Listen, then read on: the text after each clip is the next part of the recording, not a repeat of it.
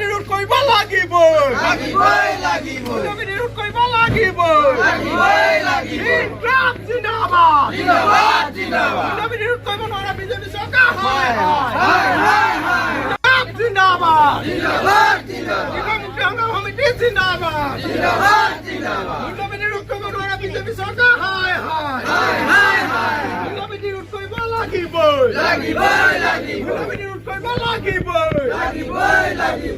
মূল্যবৃদ্ধি ৰোধ কৰিব নোৱাৰা নৰেন্দ্ৰ মোদী টিংখাঙত মূল্য বৃদ্ধিৰ বিৰুদ্ধে কৃষক মুক্তিৰ উত্তাল প্ৰতিবাদ মূল্য বৃদ্ধি এতিয়া অতিষ্ঠ কৰি তুলিছে সৰ্বসাধাৰণ জনতাক অত্যাৱশ্যকীয় সামগ্ৰী আকাশলংঘী মূল্য বৃদ্ধিয়ে কঁকাল ভাঙিছে সাধাৰণ খাটি খোৱা ৰাইজৰ যাৰ পৰিপ্ৰেক্ষিতত এতিয়া ৰাজ্যৰ ঠায়ে ঠায়ে চৰকাৰৰ বিৰুদ্ধে সাব্যস্ত কৰিছে প্ৰতিবাদ আজি টিংখাঙৰ ধমন পঞ্চায়তৰ অন্তৰ্গত ২ নং নলনী কপহুৱা সাপ্তাহিক বজাৰতো কৃষক মুক্তি সংগ্ৰাম সমিতিয়ে মূল্য বৃদ্ধিৰ বিৰুদ্ধে সাব্যস্ত কৰে তীব্ৰ প্ৰতিবাদ আকাশলংঘী মূল্য বৃদ্ধিৰ বিৰুদ্ধে ক্ষোভ উজাৰি কৃষক মুক্তি সংগ্ৰাম সমিতিয়ে আজি উত্তাল কৰি তোলে টিংখাঙৰ ২ নং নলনী কপহুৱা সাপ্তাহিক বজাৰ প্ৰতিবাদস্থলীত কৃষক মুক্তি কৰ্মীসকলে প্ৰধানমন্ত্ৰী আৰু মুখ্যমন্ত্ৰীৰ প্ৰতিকৃতি দাহ কৰি চৰকাৰৰ বিৰুদ্ধে তীব্ৰ ক্ষোভ প্ৰকাশ কৰে বিজেপি চৰকাৰক কঠোৰ ভাষাৰে সমালোচনা কৰি প্ৰতিবাদকাৰীয়ে কয় যে চৰকাৰে সিন্ডিকেট ৰাজ্য চলোৱাৰ ফলতে আজি ৰাজ্যত অত্যাৱশ্যকীয় সামগ্ৰীৰ পৰা আৰম্ভ কৰি পেট্ৰল ডিজেললৈকে সকলোৰে মূল্য নিয়ন্ত্ৰণহীন হৈ পৰিছে নিৰ্বাচনৰ পূৰ্বে দিয়ে প্ৰতিশ্ৰুতি পাহৰি এতিয়া সাধাৰণ জনতাৰ মূৰত ৰামটাঙন সোধাইছে চৰকাৰে যিটো বস্তুৰ যেতিয়াই মানুহৰ অসুবিধা হয় তেতিয়াই নৰেন্দ্ৰ মোদীয়ে কমকৈ ব্যৱহাৰ কৰিবলৈ কয় কাইলৈ যদি কাপোৰৰ দাম হৈ যায় আমি কি উলংঘ হৈ থাকিম নেকি এয়া ক্ষোভিত প্ৰতিবাদকাৰীসকলৰ প্ৰশ্ন কৃষক মুক্তি সংগ্ৰাম সমিতি নেতা সমস্যা সমাধানৰ পৰিৱৰ্তে চৰকাৰে কেৱল পুঁজিপতিৰ স্বাৰ্থত কাম কৰা বুলিও গুৰুত্বৰ অভিযোগ উত্থাপন কৰে প্ৰতিবাদকাৰীয়ে লগতে স্পষ্ট কৰি দিয়ে যে জনসাধাৰণক এনেদৰে মাধমাৰ দিয়া কোনো চৰকাৰকেই কৃষক মুক্তি সংগ্ৰাম সমিতিয়ে কেতিয়াও সুদাই নেৰে সাময়িক আঁচনি পিছত দৌৰা সলনি নিজৰ মৌলিক অধিকাৰ সাব্যস্ত কৰিবলৈ প্ৰতিবাদস্থলীত তেওঁলোকে সৰ্বসাধাৰণ ৰাইজকো আহ্বান জনায় যিখন অসমে এইবাৰ ১০২খন আসন দিলে সেইখন অসমত লগে লগে চৰকাৰ গঠন হোৱা কেইদিনমান পিছতে তেখেতলোকে পেট্ৰল ডিজেলৰ মূল্য ১০২ টকাতকৈ বেছি কৰি দিলে এই যে আমাক যে মাধমাৰ দিছে ইয়াৰ কাৰণে কিন্তু সম্পূৰ্ণ জগৰীয়া এই বিজেপি চৰকাৰখন আৰু আমি এই বিজেপি চৰকাৰখনক ধিক্কাৰ জনাইছোঁ এইটো মুহূৰ্তত তেখেতলোকে যুদ্ধৰ নাম লৈ কণী গাখীৰ তেল মানে যিবিলাক অতি আৱশ্যক সামগ্ৰী চাউলৰ পৰা গেছ পেট্ৰল ডিজেল যিটো হাৰত বৃদ্ধি কৰিছে কালি বঢ়াইছে আজি বঢ়াইছে ডেইলি এনেধৰণে যিটো কেঁকুৰা চেপা দিছে এই কেঁকুৰা চেপা দিয়াৰ এই বিজেপি চৰকাৰক আমি ধিক্কাৰ জনাইছোঁ আৰু এটা কথা স্পষ্ট আজি তাৰিখত কৈ দিব বিচাৰিছোঁ যে কৃষক মুক্তি সংগ্ৰাম সমিতিয়ে যি চৰকাৰী নাথাকক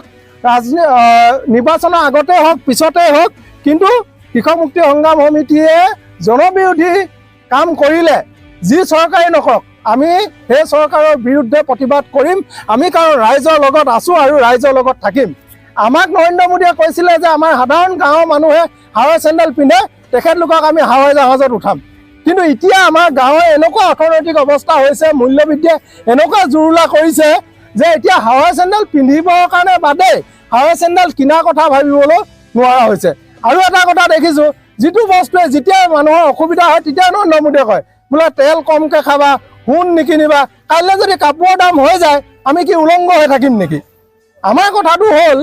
যিটো সমস্যা হৈছে সেই সমস্যাটো সমাধান কৰিব লাগে আমি যদি কওঁ মূল্যবৃদ্ধি হৈছে তেখেতলোকে কয় মিয়াৰ জনসংখ্যা বাঢ়িছে আমি যদি কওঁ মূল্যবৃদ্ধি কমক তেখেতলোকে কয় মিয়াই দখল কৰিছে মিয়া সমস্যাটো আপোনালোকে জনসংখ্যা আইনখন কেলৈ আনিব নোৱাৰে আনক কিন্তু আমাৰ মূল যিটো আটাইতকৈ আমাৰ গাঁৱৰ মানুহৰ সমস্যা হৈছে সেইটো হ'ল মূল্যবৃদ্ধি আৰু এই মূল্যবৃদ্ধি যদি ৰোধ কৰিব নোৱাৰে আমি কিন্তু এইখন চৰকাৰক সুদাই নেৰোঁ আৰু আমি দেখিছোঁ এইখন চৰকাৰে ৩টা কাম আটাইতকৈ ভালকৈ কৰিছে এটা হৈছে আদানী আম্বানীক আটাইতকৈ ধুনীয়াকৈ তেল মালিচ কৰিছে গোলামী কৰিছে আদানী আম্বানী আৰু এটা কাম কৰিছে দ্বিতীয়টো কাম কৰিছে জনসাধাৰণৰ মূৰত ৰাম টাঙোন দিছে আৰু তৃতীয়টো কাম কৰিছে তেখেতলোকে